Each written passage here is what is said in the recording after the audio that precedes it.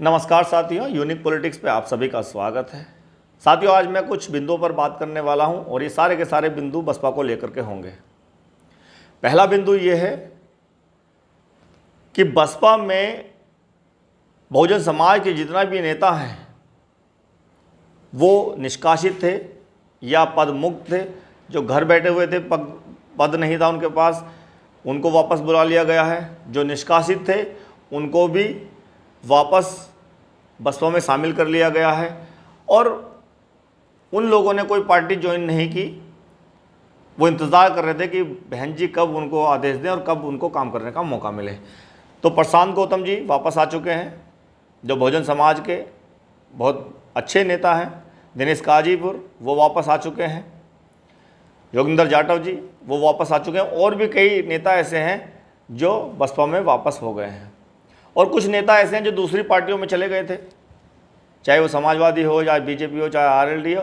तो जिस भी पार्टी में वो गए वहाँ से भी वो आने की कोशिश कर रहे हैं। बस इंतज़ार कर रहे हैं कि बसपा की अध्यक्ष बहन कुमारी मायावती जी कब आदेश करें और हम कब वापस आएँ। सिर्फ इंतज़ार कर रहे हैं।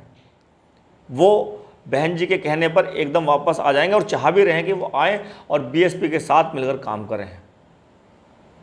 वो जानते हैं कि उनको जो सम्मान बहुजन समाज पार्टी ने दिया और जो सम्मान उनका बसपा पार्टी में है, जहां वो हैं उनको क्या सम्मान मिलता है, ये भी बहुत अच्छे से वो जानते हैं।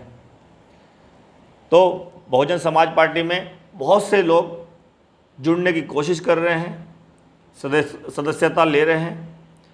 और अभी ऐसे बहुत सारे नेता हैं जो आने वाले हैं, लाइन में खड़े हुए हैं और उनको पद मिलने वाले हैं। एक तो बात यह हो गई। दूसरी बात यह है कि कांग्रेस जो है वो दलितों का वोट लेना चाहती है।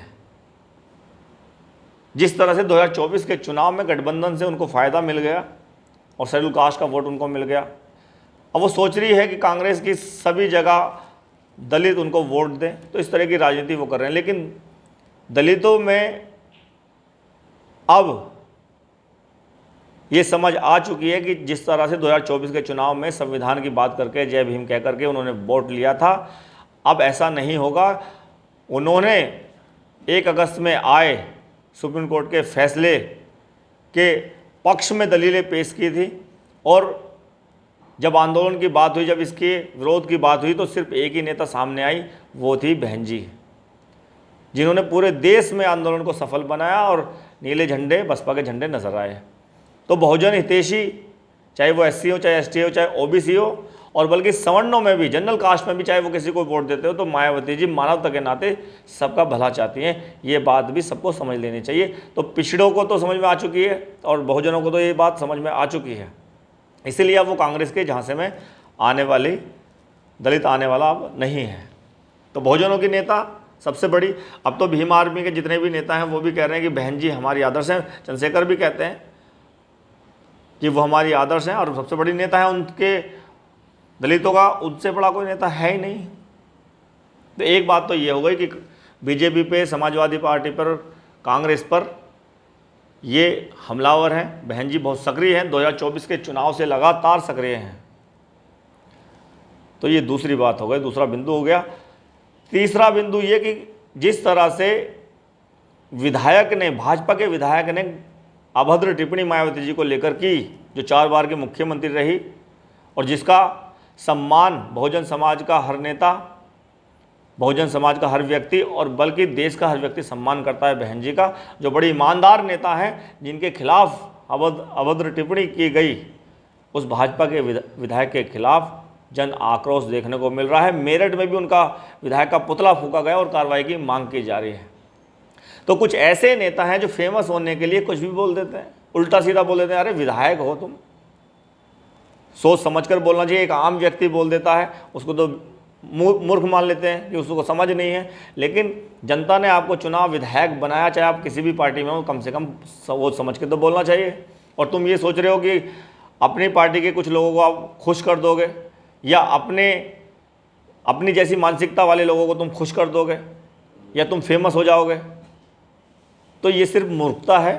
इससे आपका करियर ही खराब होता है। और जिन लोगों ने या जो लोग आपकी इज्जत भी करते हैं, उनके दिलो दिमाग में आपका सम्मान भी होगा, वो सम्मान पूरी तरह से आपने ख़त्म कर दिया है। तो लोग तो कार्रवाई की मांग कर रहे हैं, लेकिन मैं व्यक्तिगत रूप से बता देता हूँ, इस तरह के बयान देने का मतलब ये है कि अपनी छवि को पूरी तरह से ख़राब कर लेना। फेमस नहीं, अगर कोई ये सोचता हो कि कुछ गलत करके फेमस हो जाए तो वो मूर्ख है।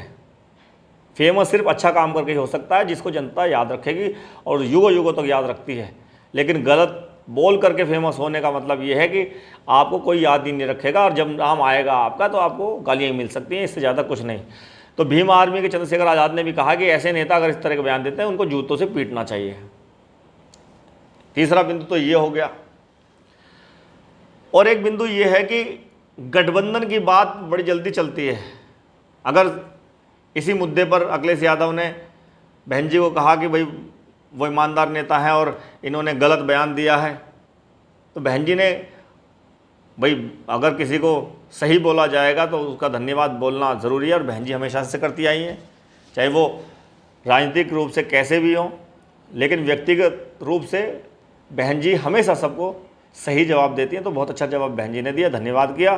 तो मीडिया पे चलने लगा कि दूरियां ख़त्म हो गई समाजवादी पार्टी की और बीएसपी की, कभी भी साथ आ सकते हैं, इस तरह का अंदाज़ा लोग लगाना शुरू कर देते हैं। लेकिन सच्चाई ये है कि कांग्रेस और बीजेपी और समाजवादी पार्टी ये कभी बहुजन समाज के हितैषी नहीं है, और बल्कि अखिलेश यादव तो खुद बहुजन समाज के हैं, फिर भी शायद पता नहीं क्यों उनको बात समझ में नहीं आ रही। क्या समस्या है? अगर बहन जी कभी किसी का साथ देंगी तो वो तब देंगी जब उनको लगेगा कि ये बहुजनों के हितैषी हैं, ये पिछड़ों के हितैषी हैं।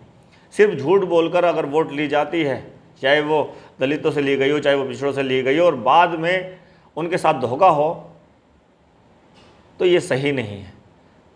तो गठबंधन बहन जी ने बिल्कुल साफ मना किया है, कांग्रेस के साथ, भाजपा के साथ और समाजवादी पार्टी के साथ गठबंधन नहीं हो रहा।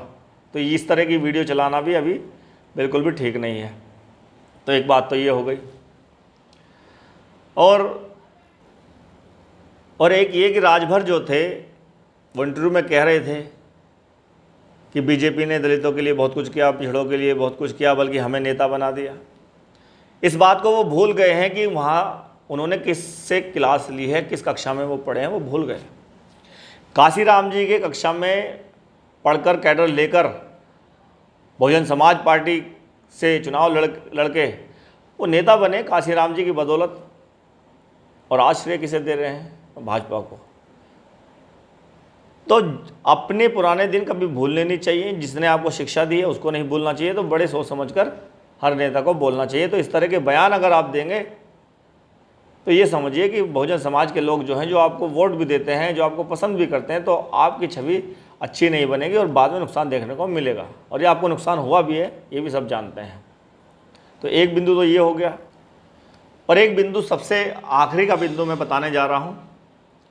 27 तारीख में बहन कुमारी मायावती जी ने राष्ट्रीय कार्य करने की जो बैठक बुलाई है, और उसमें जो सुप्रीम कोर्ट का फैसला था SC व ST को लेकर के, तो उस पर चर्चा हो सकती है। उस पर आगे क्या रणनीति होनी चाहिए उस पर चर्चा हो सकती है उस मीटिंग में। उसके अलावा राष्ट्रीय अध्यक्ष के चुनाव भी होने हैं। तो अब मीडिया में, कई मीडिया में, बड़े चैनलों ने ये चीज़ दिखाई कि क्या आकाश आनंद अब राष्ट्रीय अध्यक्ष हो सकते हैं, बहन जी सारी जिम्मेदारी उनको दे सकती है, बहन जी पीछे हट सकती है। इस तरह की मीडिया में एक खबर थी, सारे चैनलों पर ज़्यादातर ये चीज़ दिखाई जा रही थी। सोशल मीडिया पर तो बहुत तेज़ी से ये चीज़ें वायरल हो रही थी। लेकिन सच्चाई ये है कि मायावती जी राष्ट्रीय अध्यक्ष रहेंगी, चुनाव होगा, लेकिन बहन जी के पक्ष में सब सारी वोटें डलेंगी और बहन जी राष्ट्रीय अध्यक्ष होंगी और कोई नहीं होगा। जो खबरें चल रही हैं वो सारे के सारे वैसे ही हैं, बस आप समझिए, चला दी या किसके कहने पे चला दी या क्या दिखाना चाह रहे हैं वो चीज़ें, वो आप भी समझते हैं, वो हम भी समझते हैं। लेकिन सच्चाई ये है कि राष्ट्रीय अध्यक्ष मायावती जी ही बनी रहेंगे। और मायावती जी पहले भी बोल चुकी हैं कि अभी राजनीति से कोई संन्यास वो नहीं लेगी, और जब तक जान है बहुजन समाज के हित में काम करती रहेंगी। इसीलिए BSP की राष्ट्रीय अध्यक्ष मायावती जी बनी रहेंगी। ये खबर भी बहुत बड़ी है, इसलिए मैंने आखिरी के बिंदु में इस बात को कही है। तो बहुत बहुत धन्यवाद, नमस्कार।